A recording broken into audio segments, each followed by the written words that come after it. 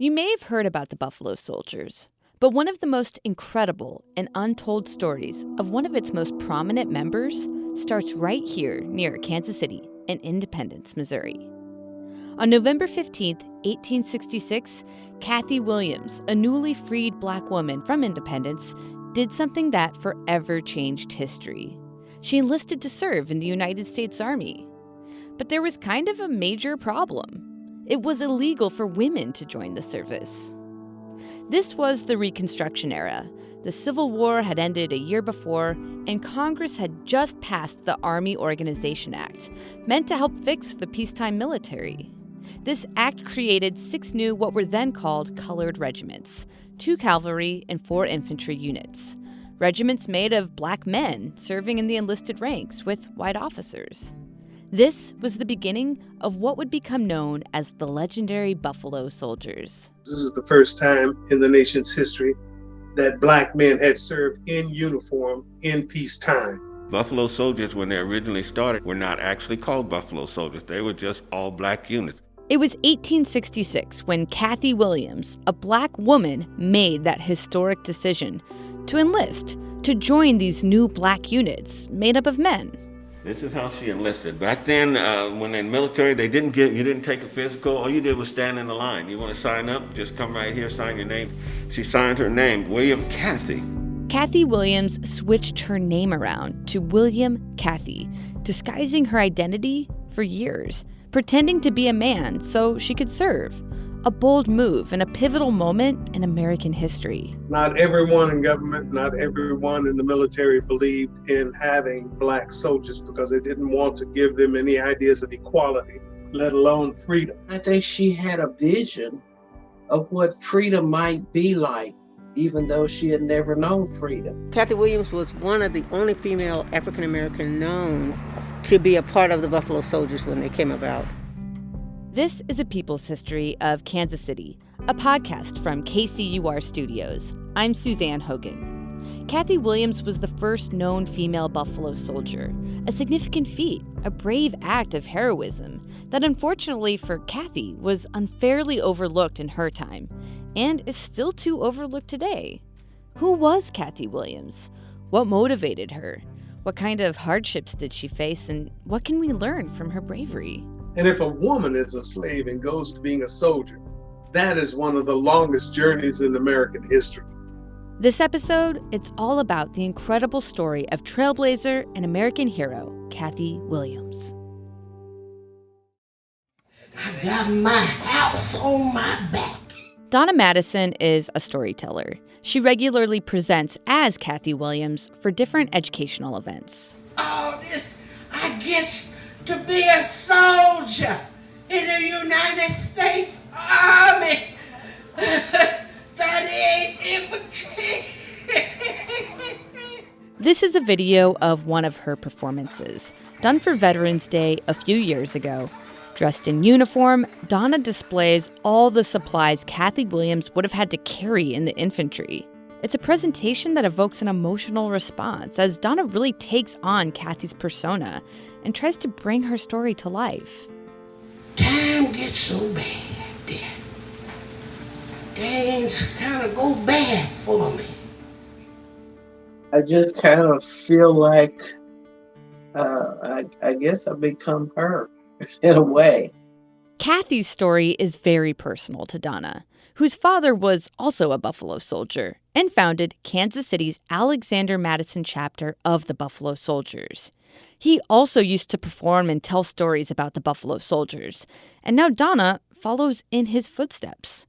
To the point that Donna has literally traced Cathay Williams' footsteps, doing tons of research and actually going to the places where Cathay would have served for years disguised as a man, to places in Kansas, Colorado, New Mexico, investigating the later years of her life that partly remain a mystery today. These things gave me an idea of Cathy's lifestyle, what was going on in her life and how she had to struggle to keep her identity hidden. And I guess you would say the hardships. I could just imagine what the hardships were like for her. To me, it would have been awfully hard for a man. For a woman, it had to be even worse. Let's start at the beginning of Cathay Williams' story, before she enlisted in the Army, which starts in Independence, Missouri. It's hard to piece all the parts of Cathy's story together, but an invaluable article from an 1876 interview Williams gave to the St. Louis Daily Times gives us an idea of her story from her point of view. It's titled Cathay Williams' Story, and we'll hear from it throughout the episode, but this is how it starts. My father was a free man, but my mother a slave, belonging to William Johnson, a wealthy farmer who lived at the time I was born near Independence, Jackson County, Missouri. While I was a small girl, my master and family moved to Jefferson City. My master died there, and when the war broke out and the United States soldiers came to Jefferson City, they took me and other colored folks with them to Little Rock. Colonel Benton of the 13th Army Corps was the officer that carried us off. I did not want to go. Missouri and Kansas were contentious places during the Civil War with the border wars.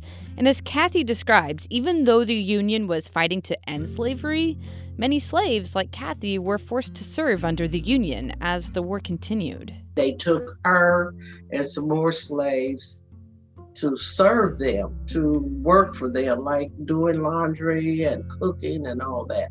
Cathay stated that, and this was in the interview, that they wanted her to cook for the executive group. And she told them she didn't cook. She didn't know anything about cooking. She worked inside the house, but she was not a cook. And the commander said that they would teach her how. Before she enlisted, Cathay did learn how to do those things, but she also learned how to care for the sick and wounded and the hardships of war. She witnessed the famous Battle of Pea Ridge, a bloody and pivotal Civil War battle that secured Missouri for the Union, defeating the Confederate Army in 1862. She hadn't been involved in anything that the war had brought to her. So I imagine this was pretty horrific for her to see something like that for the first time. Throughout the rest of the Civil War, she continued to travel with the Union troops as a slave to Louisiana, Georgia, Virginia, Iowa. I saw the soldiers burn lots of cotton and was at Shreveport when the rebel gunboats were captured and burned on Red River.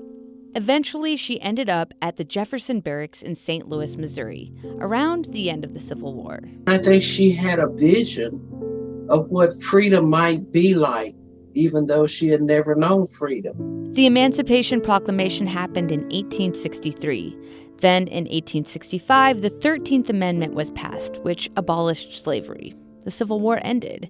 It was a monumental moment in American history, as newly freed Americans, like Cathay Williams, experienced self-autonomy for the first time. And, I mean, some of the things that she was forced to do were pretty much beyond anything we would know. And the thought of not having to do that anymore, I think in her mind was, how am I going to make this work for me? Donna Madison says it was a time when everybody was coming to terms with this new post-war reality, a United States without slavery. Well, everybody who was a slave that was free, everybody's running around looking for a job.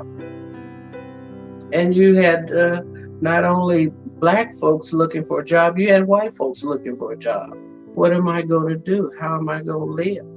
Which brings us to that historical decision that Cathay Williams made in 1866, after the Act of Congress established 6 black regiments, the beginning of the Buffalo Soldiers. At this point, Cathay Williams had experience with troops in the service. She had seen battles, learned first aid, how to cook, do laundry, and to be around other soldiers. She decides to enlist for 3 years as a cook in the 38th Infantry. Disguising herself as a man, she switches her name around. She signed her name, William Cathay. William Cathay is seen spelled Cathy ending in EY and sometimes ending in AY. It's a clerical inconsistency that remains a mystery.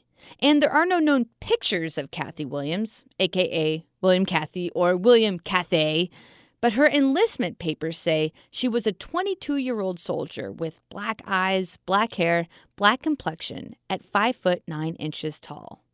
Cathay said when she enlisted, there were only 2 people who knew her true identity. Only 2 persons, a cousin and a particular friend, members of the regiment, knew that I was a woman. They never blowed on me. They were partly the cause of my joining the Army. Another reason was I wanted to make my own living and not be dependent on relations or friends. There has been a lot of speculation around these 2 allies who knew Cathy's true identity while she served, what the relationship was like, how it influenced her decision, and how they may have helped her conceal her identity through the years. But like so many details around Cathy's life, those bits also remain a mystery. But the point is, this was a new beginning for Cathay, an opportunity for independence, to grow and do what she wanted to do, to be a soldier, enlisting to protect and serve the United States in a new era, to, like she says, make her own living. You were given an opportunity to prove yourself. They were going to take every opportunity to do just that. George Pettigrew also does storytelling with Donna Madison for the Alexander Madison chapter of the Kansas City Buffalo Soldiers. He's a Navy veteran and direct descendant of one of the original Buffalo Soldiers. My great-grandfather, Isaac Johnson, was a private. He was in Jefferson Barracks at the same time Cathay was, but I doubt he knew Cathay was a woman because first your mindset was there weren't any women in uniform. You didn't expect to see one. George says this time, during the Reconstruction era, after the Civil War when the Army Organization Act passed and Cathay and his great-grandfather, Isaac Johnson, decided to enlist, was an important moment in the history of African Americans serving in the military. But it wasn't by any means the beginning. But like so many stories of Black history, it's a part of the story that's not as well known. There are stories as amazing or more amazing, and so often parallel the stories we do know about America. But it's just somehow the curtain is drawn when it comes to our participation in those events. And that's where I found my passion was to uncover those events that were part of our well-known history, but our part of it is nearly unknown. In terms of United States colonial history, African Americans have participated in every single war fought by or within the United States. Every war. The first American killed in the American Revolution was a black man named Crispus Attucks. Enslaved and free men fought on both sides of the Revolutionary War, the War of 1812, the Mexican-American War, the Civil War. Before slavery was abolished, there are stories of African American uprisings, revolts. One of the most incredible, the story of Nat Turner's insurrection, an enslaved preacher who led a 4-day rebellion in Southampton, Virginia. Then during the Civil War, over 180,000 black men served on the Union side. New African American regiments were formed. There was the famous skirmish at Island Mound, which happened near Butler, Missouri, the first time an all-African American troop engaged in battle against the Confederates. The Union troop out of Kansas was made up of former Arkansas and Missouri slaves, and though outnumbered, they fought courageously and overpowered the Confederates, engaging in hand-to-hand combat. The New York Times even praised the Union soldiers for their, quote, desperate bravery. All this to say, there's a long, incredible history of African Americans fighting for freedom and justice, outside and inside the military, to shape this country. But George Pettigrew says, even in those years after the Civil War ended and slavery was abolished, discrimination and racism persisted, a theme evident in the 1997 movie Buffalo Soldier. Keep your troops back, Captain Calhoun. Parade regulations, colored companies 15 yards behind white. Not everyone in government, not everyone in the military believed in having black soldiers because they didn't want to give them any ideas of equality, let alone freedom. So when the Civil War was over and the country was totally disrupted because you're trying to stitch a nation back together and you still have two extreme points of view trying to work out details and get this country back going together again, united, it was difficult, very difficult. The Army Organization Act of 1866 that started the Buffalo Soldiers, like I said earlier, would be the first time in the nation's history that black men would serve in uniform for the U.S. Army in peacetime. But still, some saw this move as a type of experiment. People were skeptical or even fearful to train and arm former slaves to be soldiers. So they sent them out west to protect the land acquired during the Louisiana Purchase. You know, that giant swath of land in the country's midsection, purchased in 1803, that doubled the size of the United States. These soldiers' duty would be to help grow the West, protect wagon trails, commerce, and new settlers from American Indian tribes. Let's occupy that part of the country that we now own. Of course, that part of the country was occupied. But nevertheless, things were viewed from a white point of view, from a white perspective. So if there was anyone out there other than white settlers, then that's land that was prime for taking. Well, there was a lot of going on, because you can imagine somebody pitching a tent and parking a car on your front yard and telling you that you can't use your own kitchen anymore. Well, this is an analogy of what was happening to the American Indians. And of course, they pushed back. These black units were sent out west to protect the expanding western frontier. Settlers were encroaching upon land already occupied by native Great Plains and southwestern tribes, often while facing discrimination from the settlers they were there to help. If there was a problem in a settlement, they were happy as they could be to have any soldier show up, anybody show up that would help get the cattle back, help bring peace to the town, to recover individuals that may have been taken against their will by whoever. As long as there was a problem, these black soldiers were welcome to solve the problem. And as soon as the problem was solved, they were welcome to leave, even on wagon trains. Even in spite of, at times, blatant discrimination, lack of proper medical care and equipment, and at times poor treatment from settlers and white officers, there were no black officers. George Pettigrew says the soldiers performed their duties with dignity. They had the lowest rates of alcoholism and desertion, and for many, like George's great-grandfather, Isaac Johnson, and our heroine, Cathay Williams, they started using this time in the service as an opportunity to learn to read and write. These guys went in not just for a place to stay and a paycheck. They went in and they took advantage of every opportunity. The tasks given to these black units were hard, and at times at odds with some of their own personal ideas. It should be noted that there is a deep history of black and brown affinity between American Indians and African Americans. Lots of Buffalo soldiers understood that the same racism that oppressed them was happening to Native peoples in the West. This later led to some disillusionment, like we'll learn in Cathy's story. But either way, at the time, they took on their duties and responsibilities with dignity, honor, and vigor. Even in the battles and in the engagements out west with outlaws, bandits, rustlers, murderers, and of course the Native Americans that had inhabited that land for thousands of years, then there had to be a force. Which leads to the different theories of where the name Buffalo Soldiers comes from. Black soldiers had several nicknames, some you'd be familiar with, including the N-word, but brunette and several other names were for black soldiers, and they weren't meant in a complimentary way. Historians still debate on the exact origins of the name Buffalo Soldier, which first came from the name Wild Buffalo. Whether it was the term used by Plains Indians to describe just physical characteristics, the big coats they wore, or their hair and skin, or if it was meant to describe something deeper.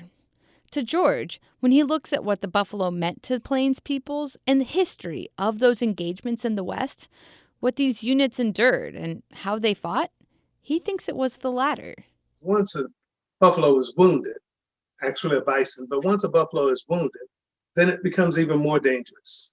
And it's dangerous always, always. Once cornered or wounded, it bites and it comes after you. It will not shy away and you're not going to cower it down. Well, that's a characteristic that Black soldiers showed as well. Same characteristic that was shown at Island Mound was shown over and over and over and over again throughout engagements in the West. And our brave trailblazer, Cathay Williams, was among them, living a life as William Cathay or William Cathay, one of those first Buffalo Soldiers. Here's what we know about Cathay Williams' time as a Buffalo Soldier. She was in the 38th Infantry Regiment. After enlisting in St. Louis, she battled a bout of smallpox, recovered, and then was sent out west. As soon as I got well, I joined my company in New Mexico. During her time in the service, as the infantry did, she walked and walked and walked and walked and walked.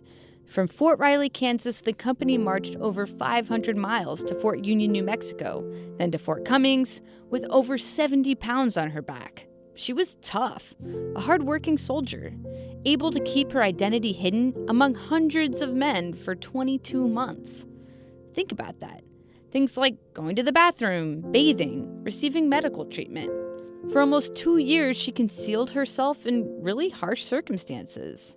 I was never put in the guardhouse. No bayonet was ever put to my back. I carried my musket and did guard and other duties while I was in the Army. Philip Thomas Tucker has written a few books about Cathay Williams' life and tons about history and the Civil War. She performed all her duties. She was proud and never having a problem with officers, never being disciplined. He says women fighting in battle or disguising as men to serve is nothing new. The warrior women have been as common throughout history as warfare itself. Think of folk heroine Mulan. Loyal, brave, and true. It is my duty to protect my family. Warrior women like Joan of Arc, Hannah Snell, Rani Lakshmibai, Albert Cashier. Historians estimate that nearly 1,000 women disguised themselves as men to serve on both sides during the Civil War. What makes Cathay Williams' story so incredible is that she is the first and only documented Black woman to serve in the U.S. military as part of those Buffalo Soldiers during that time. Which isn't to say there weren't more women that we don't know about. But she is, this many years later, the first and only one we do. So it's a rare distinction that she holds. And, from that standpoint, she can be looked at today as certainly a pioneer for all the many U.S. women, Black and white, that serve in today's military. Women have also played a role in every single military conflict in the U.S., serving as nurses, on the battlefield, in disguise, or otherwise. During the Civil War, Harriet Tubman served as a scout and spy. In the early 20th century, U.S. women served as pilots, cryptographers, and rigged parachutes. But it wasn't until 1942 that Congress approved the Women's Army Auxiliary Corps that allowed women to actually enlist. Within that first group of women, 40 were Black. The military remained segregated by gender and race up until 1948, when President Truman signed acts for integration, though there were still limits to the percentage of women that could serve. But all this is to say is that what Cathay Williams was doing out there from 1866 to 1868 was unprecedented, and it helped pave the path for others. Finally, I got tired and wanted to get off. During Cathy's time as a Buffalo Soldier, she was sick and had to receive medical care several times, all the while somehow able to keep her identity hidden. She served in New Mexico at Fort Bayard in hostile Apache territory and withstood multiple long marches until eventually her health really started to deteriorate. There are conflicting reports out there, some saying she got frostbite on her toes and they were amputated. Cathay did have her toes amputated and walked with a crutch in her later years, but whether that happened in or out of the service is unclear. But either way, the tough conditions eventually caught up to her. I played sick, complained of pains in my side and rheumatism in my knees. The post surgeon found out I was a woman and I got my discharge. The men all wanted to get rid of me after they found out I was a woman. Some of them acted real bad to me. When Cathy's true identity was discovered, she was discharged on October 14th, 1868. The surgeon's certificate of disability said she was feeble and physically and mentally unfit for duty. But even after her discharge, she resumed her identity as a woman, still working within the service at Fort Union as a cook, until she left. After leaving the Army, I went to Pueblo, Colorado, where I made money by cooking and washing. I got married while there, but my husband was no account. He stole my watch and chain, $100 in money, and my team of horses and wagon. I had him arrested and put in jail, and then I came here. Eventually, Cathay Williams ended up in Trinidad, Colorado. I like this town. I know all the good people here, and I expect to get rich yet. I have not got my land warrant. I thought I would wait till the railroad came and then take my land near the depot. Grant owns all this land around here, and it won't cost me anything. I shall never live in the States again. You see, I've got a good sewing machine, and I get washing to do and clothes to make.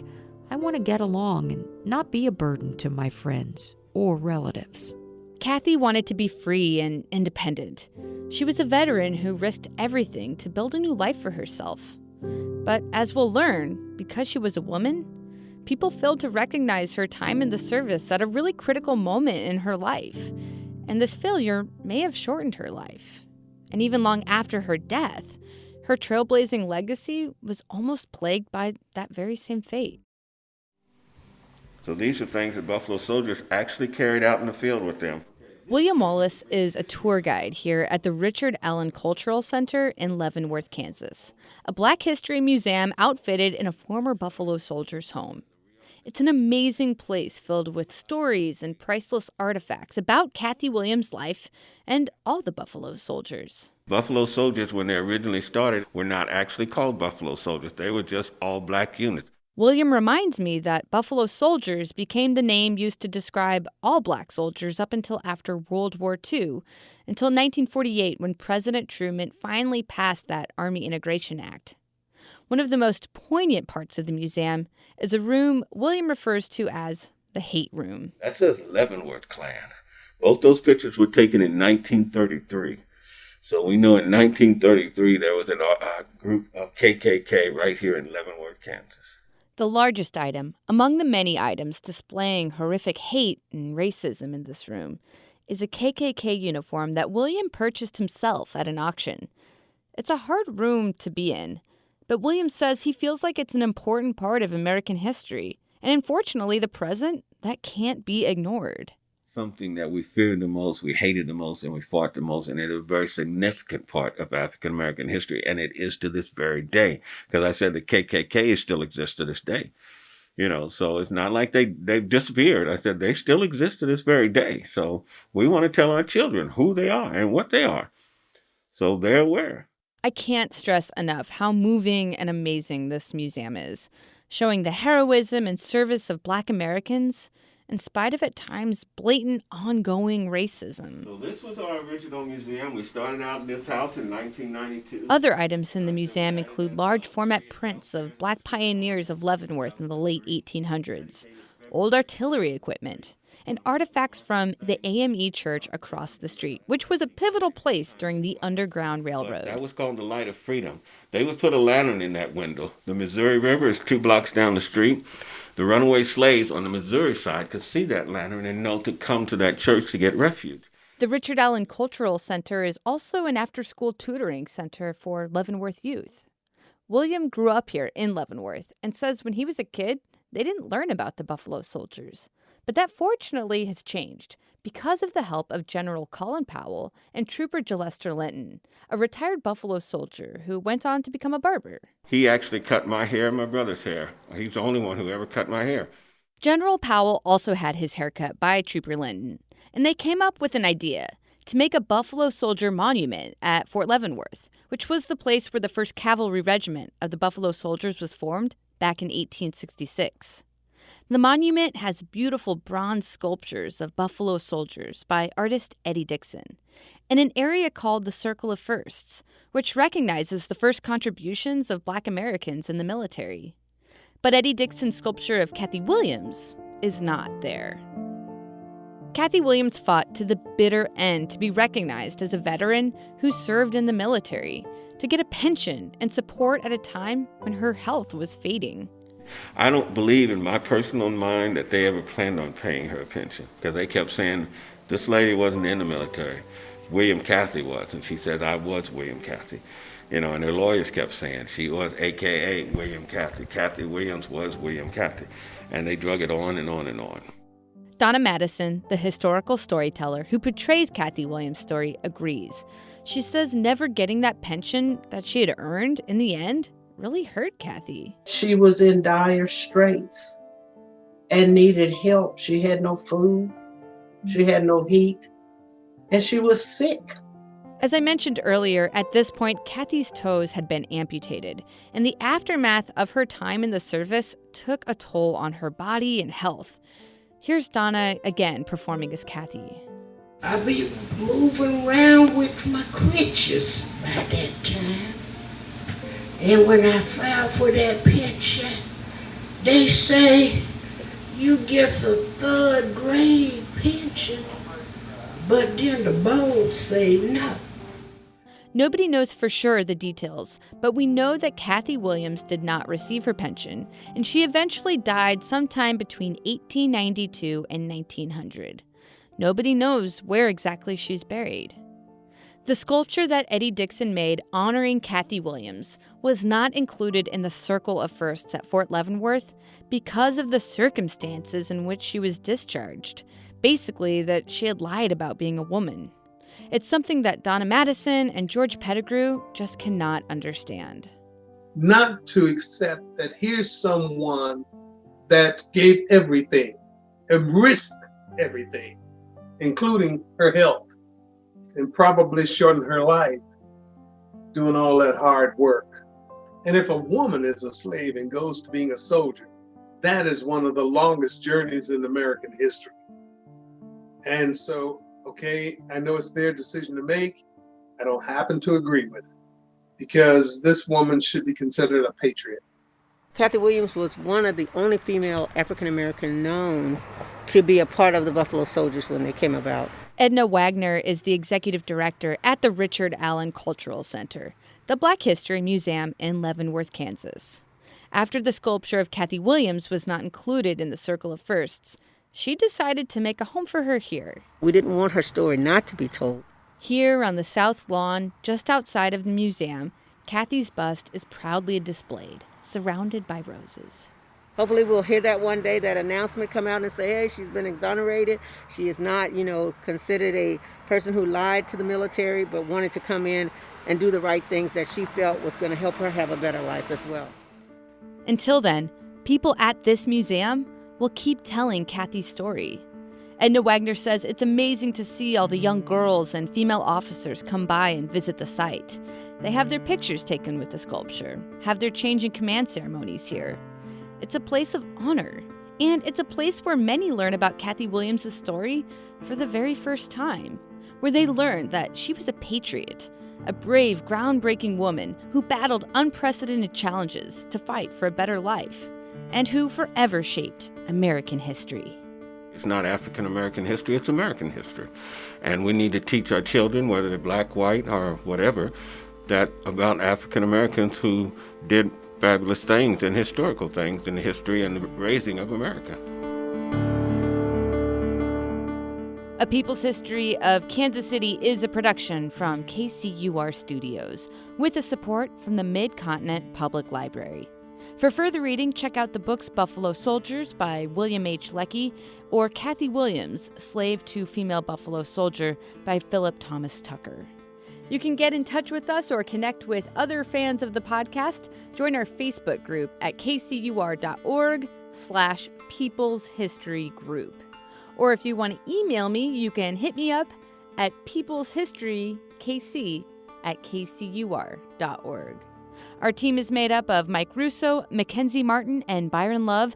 We had help from KCUR's Vicki Newton, Lisa Rodriguez, Ann Kneggendorf, Barb Shelley, Cody Newell, and Krista Henthorn.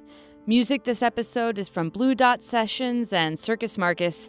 I'm Suzanne Hogan. Take care, and thanks for listening.